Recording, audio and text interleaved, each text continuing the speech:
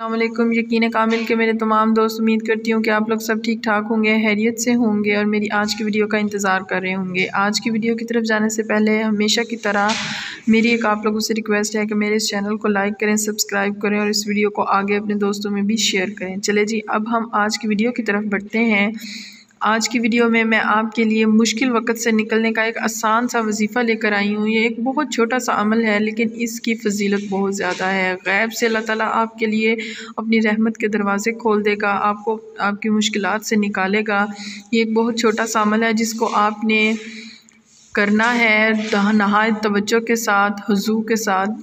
11 बार दरूद शरीफ पढ़ना है बावज़ू होकर, 11 बार सूरह इखलास पढ़नी है, 11 बार सूरह इखलास पढ़ने के बाद कलमा तैयबा पढ़ना है और उसके बाद 11 बार आपने दरूद शरीफ पढ़ना है और अल्लाह ताला से आपने माफ़ी मांगनी है। अल्लाह ताला से आपने माफ़ी मांगनी और अपनी मुश्किल से निकलने के लिए दुआ मांगनी है।